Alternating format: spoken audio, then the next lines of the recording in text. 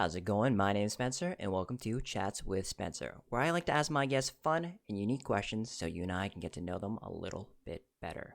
My guest today is an actor and comedian and stars in one of my favorite movies of all time, Angus, which happened to celebrate its 25th anniversary back in September. He is Kenosha, Wisconsin's own Charlie Talbert. Welcome, Charlie. Hi, I'm Charlie Talbert, and I don't like answering questions. No. Well, this is going to be fitting for you then. Thank you for having me. Click. No, good to be here, Thanks, man. Charlie. Thanks for having me. Yeah, I just celebrated its 25th. I'm about to celebrate my 42nd. The world is going crazy. Everything's just That is fine. crazy. Yeah. It's going down like I planned. Yeah. Does it feel like it's been 25 years since you shot that movie, or does it feel like yesterday? It's in some ways it feels like yesterday. In some ways Okay. it feels like 74 years. This year's been the longest 10 years of our lives. So, you Yes. got to tack on that extra 10 or the extra 19, Jeez. For sure. Mm. So, the first question, it's kind of a broad question, but who are you, Charlie? Well, I'm not your ordinary broad. No, who am I? Gosh, I tell you what, man, I'm just a guy that likes to reach out to people, make them feel a certain kind of way when they need to feel a certain kind of way. And that's true for my career as well as my real life. I'm the guy that will take an elephant in the room, paint it pink, cut it open and be like, "Do you see this elephant? This is what we did. It's hilarious." But the same for doing film and television. I grew up really using television as an escapism. I don't know if you ever saw that HBO series back in the day in the early 90s, Dream On. I grew up with television as a definite, friend. So when I needed to cry, I'd watch a certain kind of movie. When I needed to laugh, I'd watch a certain kind of movie. And face it, we all need to feel some kind of way sometimes that we can't quite get to on our own, for whatever reason. And I am that in real life, and I am that in the make-believe world. So, how was it growing up in Kenosha? Like, I feel, was it a small town? I've heard of it for sure, but I just can't quite picture it. Well, when I was growing up, I remember seeing a sign in town that always said, I think it was 83,351 people. Okay. Population. So that was the town. Okay. But it was relatively small. You kind of knew everybody and everybody's family, and you knew everybody that you hung out with, whether you knew them or not. Somehow you knew them. So it was, Yes. I remember once hanging out with this dude for, God, it must have been like 3 or 4 months, just hanging out, being bros, running through the neighborhood, playing cap guns, whatever we did, and we found out months later that we were cousins. So you never know. Yes. You bring him into the house, and then everybody's like, "Oh, aren't you whatever boy?" It's the so and so's boy. And I'm like, how do you know? I can't have anything to myself. So yeah. It's just that kind of place where everyone knows each other and they might be related to each other. Yeah, it's like Cheers. But it was definitely it was fun. I mean, I would tell you, like, growing up as a kid, I grew up mainly in my grandma's house. Okay. And everybody stayed at grandma's because they all wanted to go to this elementary school and this junior high that was nearby. So everybody kind of stayed at grandma's. And at some point, it's like, I've got like tons of girl cousins, a bunch of boy cousins, and only like 2 or 3 of them are really in my age range. So I had people to protect me when I put my foot in my mouth, but I also had people that kick my ass, and keep me straight. But some of the funnest memories of my life were, hanging out on the porch after grandma went to bed, and then all the neighborhood kids would come over and we'd hand out different toy guns. If you had a Coleco gun, if you had it's something you wouldn't do nowadays or anytime in the last 20 years. Yeah. But you'd run around, you'd have Nerf guns, whatever, and you would use the entire neighborhood for flashlight tag, and there was a hospital nearby, and we were 11 blocks off the lake. So, sometimes we'd be running to the hospital at like 2 a.m. People knew what we were doing. We were everybody kind of knew everybody. So it was awesome, and then growing up later in my high school years, we would do like CB tag, where we'd ride around and, Racine, sometimes as far as Milwaukee, down the state line. and we would just hide in our cars and play CB tag, and that's when you would follow each other with your squelch. Mm-hmm. So if somebody, it'd be like Marco Polo. If the Okay. line jumped, you knew they were getting closer, and Mm-hmm. so we do stuff like that, and I used to work at the car shop right at the corner of my own little street that a lot of my cousins worked at, and that's Okay. actually how I got discovered. I would always hang out with him, and we'd go down and watch cycling, and he'd participate. And we went to we went to Illinois to the velodrome, and ended up getting discovered on the Wendy's on the way home. So it was like, it was a sense of family, a sense of community. It was pretty awesome all around. I mean, even as the Angus stuff started happening, Frank Carmichael runs Happenings magazine and does WLIP radio down there, and Kim Carmichael, his wife, two awesome people. They kind of nurtured me through all of that stuff too, so it was really, really pretty awesome. I couldn't have complained. I went to all three of the high schools at one point. I was in love with a girl. So I went to the high school that was, of course, 9 miles away. So I had to go to a cousin's to get a ride over, and then as I started booking things there, I'd have to leave and come back. I then went to a high school that was only a few blocks from grandma's, and then Ruther High School. And so I went to Tremper Ruther. And then at one point I needed summer school credit because I had been working. And so I went to summer school at Bradford, which was like 9 miles in the other direction. So it was definitely, one of those things where I really got to know my town. Hell, I would sleep in my school before I did plays and stuff like that, just kind of as a ritual, because I knew the janitors, like everybody, it was just one of those towns where, I felt like I was in my own wonder years. Yeah, it sounds almost picturesque in some ways, just in the sense of the community, right? And how welcoming everyone was. Do you think that played a big part in getting you into acting? Yeah, I mean, if I wasn't exposed to so many different personalities, I had a pretty messed up childhood mentally, but it was one of those things where that also expanded me into the world of meeting different people and hanging out with different people and take my mind off of things. I'd hang out with a group I'd never hang out with before. So I ended up with 52 different personalities in the deck. And I was like, yeah, this will come in useful, but I'm also, I'm pretty outgoing. I like to be outgoing. And even if I don't know you, and that's how I got Angus, was telling a joke on a Wendy's to one person I knew, but 30 people I didn't know at like midnight, so it's one of those things where I feel like if you put it out there, it's like that saying where they say, if you don't do, you never know, or you miss 100% of the shots you don't take. I always take the shot. I've calmed down a little bit in my older age, but I have rebooted my career since I moved down to New Orleans. So I'm kind of stepping back into that too. So you never be afraid to show yourself to people. You just got to pick which self you want to show people. Yes. Yes. So Charlie, you seem like a very upbeat guy, very positive. So what are the things? I'm so glad you said that. It's just a show, right, Charlie? Dude, it just all hinges on that. No, it's okay. It's okay. But it sounds like acting is one of your passions. Comedy. What are some other aspects that bring joy to your life? Like things that maybe we don't know about, maybe some hobbies or. Well, I would tell you comedy, actually, just to branch out that question. Yeah, comedy is not my forte.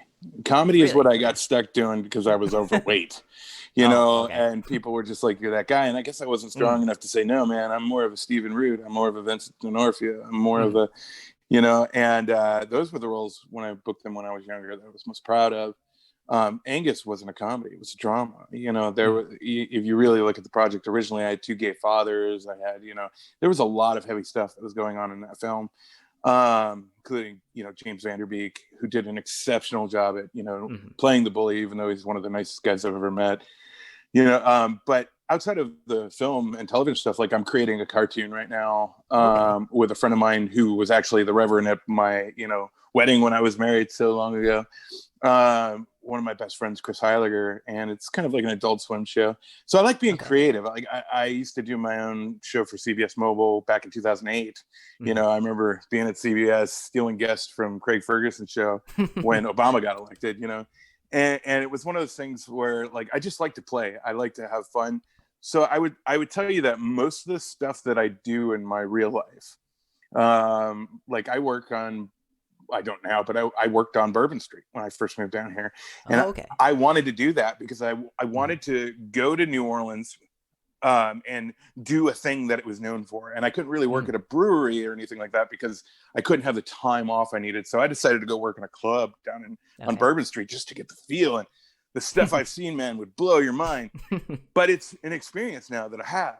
It's in there. Like I did the thing, that New Orleans is known for. I've done the Mardi Gras work schedule, Mhm. like it's cool, and the people I've met and the different cadence and cadence, not of their voice and their speaking style, but the cadence of their lives is just so amazing,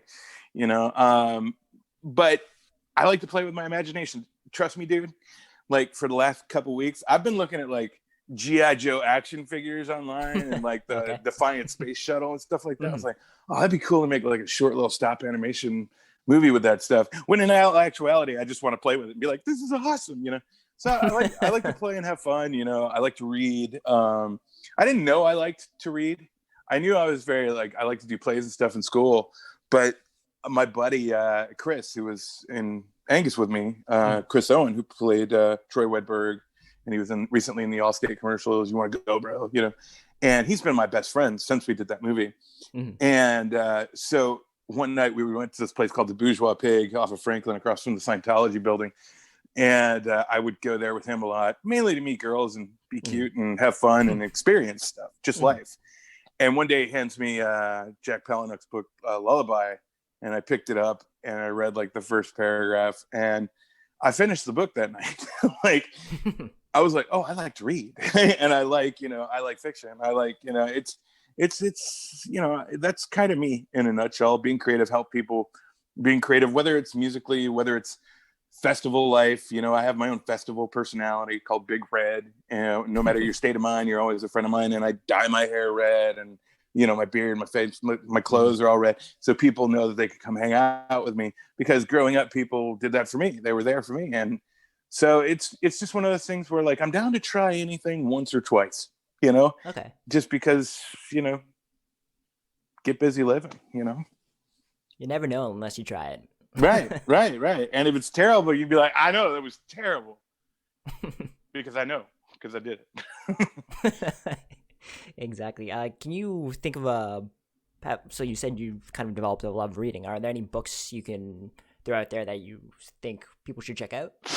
Gosh, anything David Sedaris, start Okay. there. If you like a little bit more morose stuff, check out the Chuck Palahniuk. God, yeah, I would have to say stick in that realm if you want to get to know a little bit of the inner workings of my brain. Okay. Check out that weird stuff. That stuff that again, it's like this is the elephant.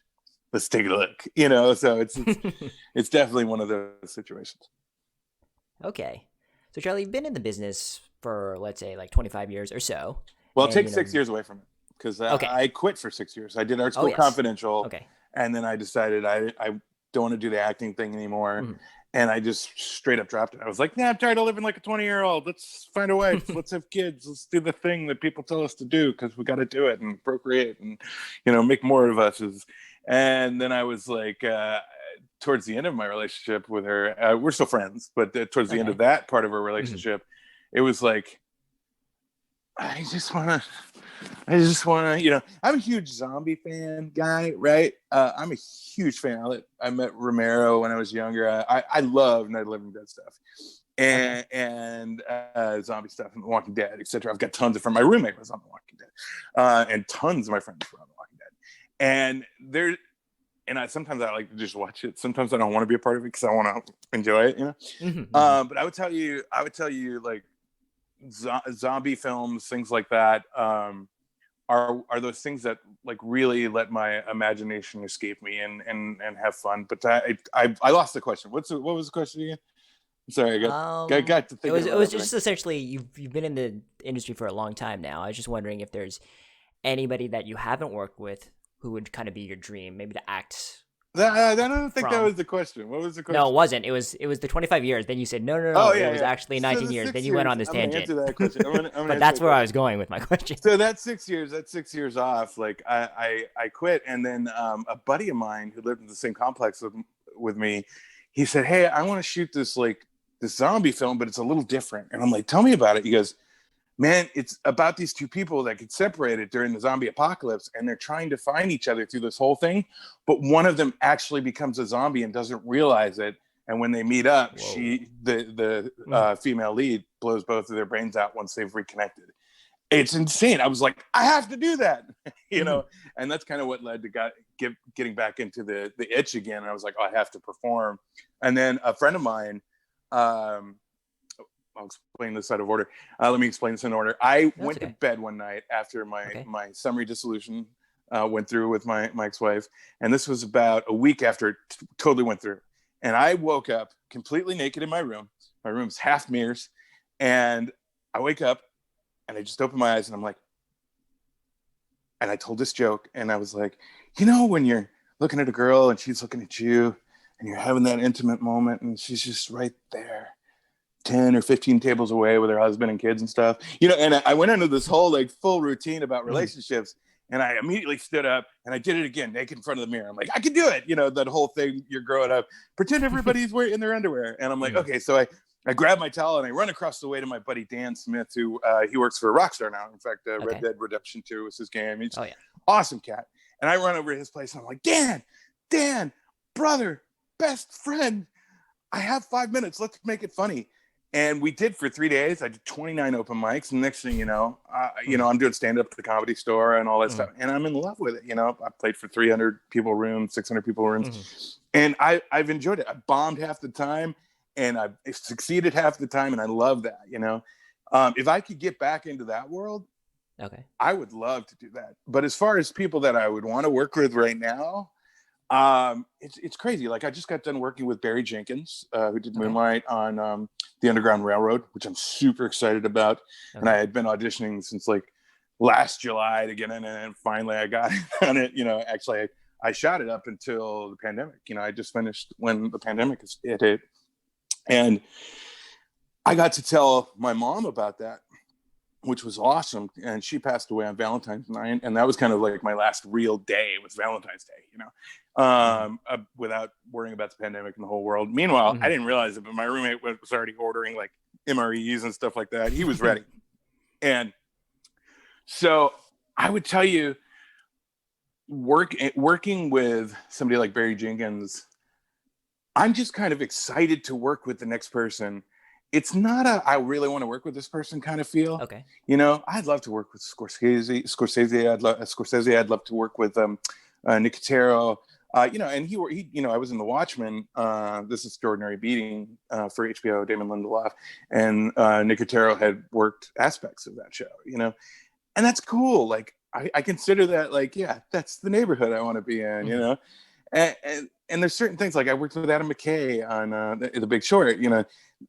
I'm kind of not going to say I hope to work with somebody. I just hope I keep working, because when I have that feeling, those people that I think have that same feeling, we're just going to end up working together. That's So fair. so there's no real like dream person. Okay. They're all a dream. If they're in it and I see them and I'm like, yes, then that's what it's all about. All right. All right. Let's see. Okay, Charlie. So we're gonna go on a bit of a negative side, but is there Okay. anything you seem like I said, you seem like a positive guy, but are there things in the world that annoy you? And what are those? What might some of those things be? Things that annoy me. They don't have to be big. They could be the Yeah, most yeah, minor thing. yeah. Let me think about that. It's a good question. You're not normally asked those kind of questions, so kudos to you. Thank Um, you. let's see. Well, let me ask you a question. Sure. Why do you do this show, and why do you like it? While you're answering that, I'm going to think about my answer as I think about what you All right. So I'm doing this show because I generally like connecting with people, and in the sense of, when you have a very superficial conversation with somebody, yes, I mean, it's fun. We could talk about sports, we can talk about movies and whatnot, but am I really getting to know them? I could actually have that conversation with someone I don't know very well. I could just met someone and I could have the very similar conversation. But when you talk about things that are meaningful to people. So listening to you talk about how passionate you are about acting and being creative, that really gives me a better understanding of who Charlie is versus, if we just said, oh, okay, how was it to film Angus, that kind of thing. So this is me just trying to give the world, whoever watches my videos, another view of the people I'm interviewing to see the other side of them. So not just the actor Charlie, but the person, the other side of You like Charlie. to open it And up and see what the youngins bring. yes, exactly. And I think when I was talking to one of my friends recently, uh, I was I interviewed a pro dunker, and my friend was just saying, "Oh, I really liked your interview because I could relate to the dunker's name is Jordan. I could really relate to Jordan because of X, Y, Z." And it was just that didn't really come to my mind. But then I think when I thought about it, I'm like, yes, it's hard to relate to a pro dunker because obviously the vast majority of the world is not a pro dunker, or the vast majority of the world isn't an actor. So yes, hearing your acting stories is cool, but at the same time, it's so removed from the majority of people's lives. But when you talked about you growing up with all your cousins and like running around the streets, that's something people can connect with. So See that I hope right that's there. That's my answer. okay. That's my answer to your question, man. It's doing it. People that don't do it and they give up on it, or they Mhm. decide not to go a route, and not try it and just walk away from it. That kind of bums me out. It kind of irks me a little bit. Just because we're given so many opportunities to do the next thing. I have screwed so many of those opportunities up, but I've screwed them up by doing them incorrectly, but I would know that if I hadn't tried, and that's a pet peeve. Like seriously, like if I'm hanging out with a friend and they don't do Mhm. something and I'm like, dude, you could easily do that. Just do that, just do that. This cartoon that I helped created, uh, you like that? This cartoon I helped create, Mhm. it's called the Meme Team Machines, the Dream Team Machines, Okay. aka the Meme Team Machines. It's it was my buddy's dream, and he ended up making this like 4 minute little short of it, and I was like, "And you want me to do a voice for that, right?" And he's like, "Yeah, yeah, that's why I was calling you." I was like, "I have an idea. What's your first episode about?" And he's like, "Oh, it's about this." And I go, "Dude, no, that's your whole season." And he's like, and this literally happened the 15th of March. We started, Okay. and we registered all 10 of the whole first season is now registered with the WGA. We have an animated, Mhm. commercial short for it. I mean, we just went with it, and I try to surround myself with people that are that way, that'll take that shot. And if they aren't that way, I won't, lose them as people, but I'll try to, help them. Or maybe I'll even do it and be like, see? And then I'll be like, here's the reins, enjoy. So I like it when people take that chance, I hate my own neuroses when it comes to doing auditions. Most of Mhm. the stuff down here is self-tape. So like I'll watch my self-tapes over and over again. Like, I like it, I didn't like it. And I'll do that for like hours. But then I realize, sometimes when it's really boring to me, and this is Mhm. thank God to the wisdom of Sean Bridgers, another fellow actor who's one of my really best friends. He's like, Charlie, if it seems boring to you, it's probably really good. And I'm like, damn, he's right. So that's something that gets me sometimes. I'll get really harsh on my own work, and sometimes I just have to let it go, um the I think there's not a lot of other things that I don't like, um yeah, there's nothing really I don't like except for custard. I'm not a fan. Well, I was actually just gonna request that you eat a cup of custard on stream or in the video, but I guess that's out of the question. I'm God, sorry. you divas, I tell you. All right. So one great thing about Angus was the soundtrack. Like there was Green Day, Goo Goo Dolls, Weezer, Mazzy Star. It was kind of unbelievable the soundtrack on that. Mhm. Did you listen to that kind of music when you grew up, or what, like what were You you know, listening to? Maybe at you that say time or one before. good thing about Angus. Sometimes that's the only good thing about Angus to some people. Sometimes they've only heard the soundtrack. Sometimes it's just about the soundtrack to them if they can't relate with the what's going on in the script. That soundtrack, man, was so killer. They hit it on the head. And I'm a child of my my times from that point on. But before that, I was a huge oldies fan. Like, I would get in Okay. so much trouble. My cousins used to listen to like Ozzy Osbourne and, Pantera and all that stuff. And then they would like find these tapes and they'd run to grandma, and grandma was the center of all, you're in trouble, if you were in trouble. And they'd be like, Grandma, Charlie recorded over my tapes with some oldies crud. And I'm like, I did not do that, Grandma, practicing my acting in an early day. And Grandma would play and it'd be like, hey, this is me, Charlie. I'm sitting down here listening to Lipstick on Your Collar and, WK Charlie Radio, And I would do that. I would sit there on this pink Pepto-Bismol like nightstand that I painted with a Batman symbol on it. And I would just do my own fake little radio show, and I've evolved since then. I still love oldies music, and I would tell you like 50s, 60s was awesome. Some, as I've gotten older, I like a little bit later oldies music because I understood it, but I would tell you like the festival stuff I was mentioning earlier, my friends, Aaron and Krista Koch, we met randomly and through this outside element that was taking advantage of our friends and stuff like that. And we became friends, and they were like, hey, we really like you, Charlie. We want to share something with you. And they took me to Lightning in a Bottle in Temecula, California at the time. And I've been a regular at that now for the last 7 years.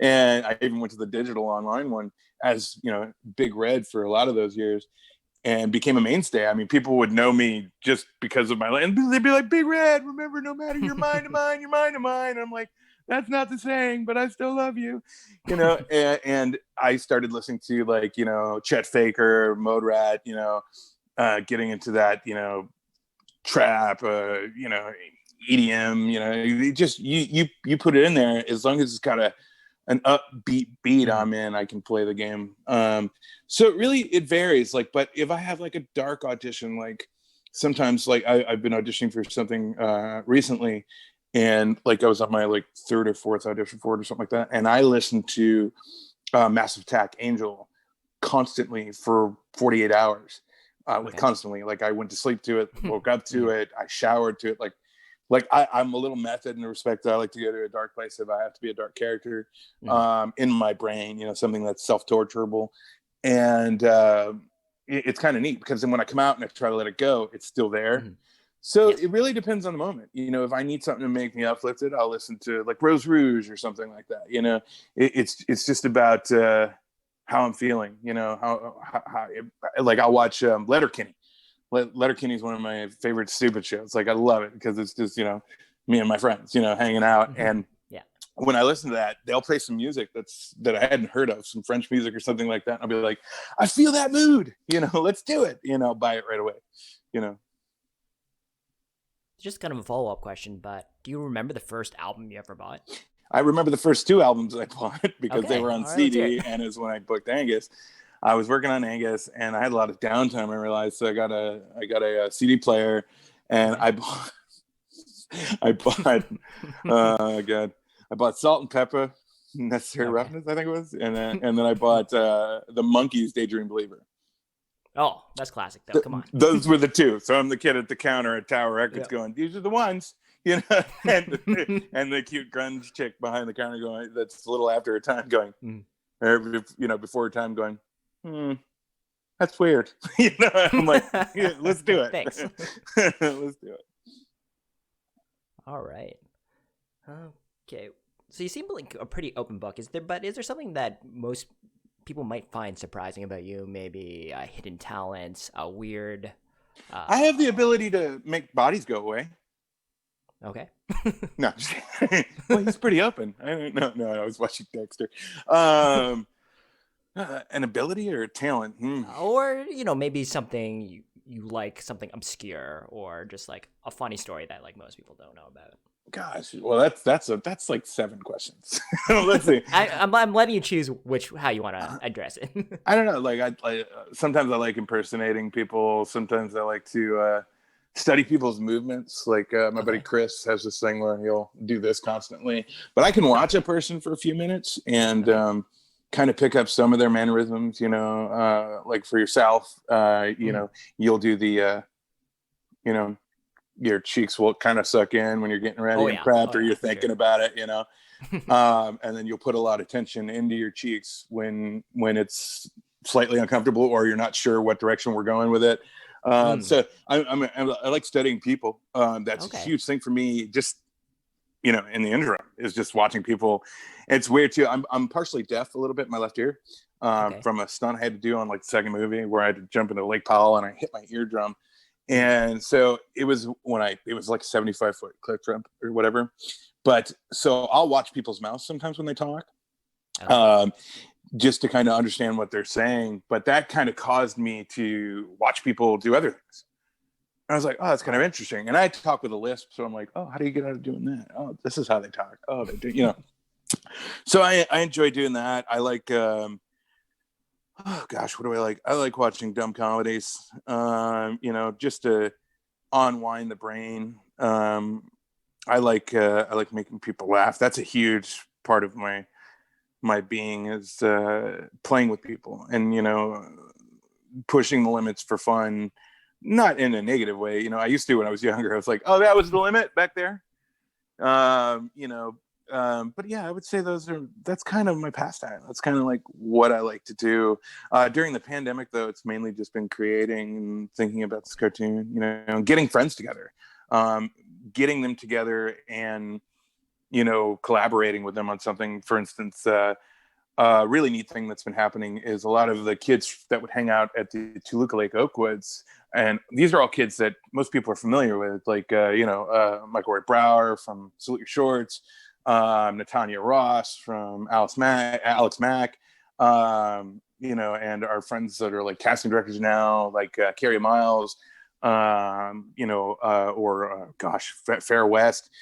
Those people will get together once a month now during the pandemic just to touch on old times, talk about what it was like when we were growing up in the 90s when we had all these weird things going on that were great. People were giving us free stuff just to go Mm, smile. And it's kind of neat. It's a weird realm having grown up in that kind of thing, and hanging out with people that are like A-list celebrities now, like Jesse Biel and Chris Evans and Shane West, all those people, Aaron Paul, and it's weird how it kind of comes back. Like I just worked on that show Your Honor, that's out on Showtime right now. You guys got to check it okay. out. Bryan Cranston. But when I got set, I knew Aaron Paul for a spell, and it was like, oh, we could chat about that. And it was really neat. And he was just Bryan Cranston was like one of the sweetest dudes in the whole world. And, it's weird because that's one of the things I really like about this business. This business is almost my pastime, as well as what I like to think of as my career is I get to go meet these people that made me laugh and made me cry. I worked with, what did I do last year? I worked on, NCIS New Orleans with Scott Bakula. And my second film, the one where I hurt my ear, I actually worked with Dean Stockwell. And I was a huge Quantum Leap fan growing up. So I was like, dude, and Mary Lou Belly, who I was listening to her interview just now on Instagram, she had directed the episode we did called Jackpot. And it was like, what a neat little world I get to live in and play. I get to play with my toys, essentially. Mm, I get to play with these people that made me feel this way. And then when I get to meet people that like me, or they'd see me, or I made them laugh, or I made them cry, I get to play with them. I get to hang out with them and be like, dude, isn't this cool? Isn't this dope? Because like I kind of know what you feel like. I'm not that great, but I mean, you got your C-list guy. What's up? Whatever it is in their brain. It's really, that's my pastime, is people's emotions and how they are in life and how we interact with each other. Thanks for watching part 1 of my interview with Charlie Talbert. Please see the description for part 2 of the interview. Please subscribe for more interviews every Tuesday and Friday.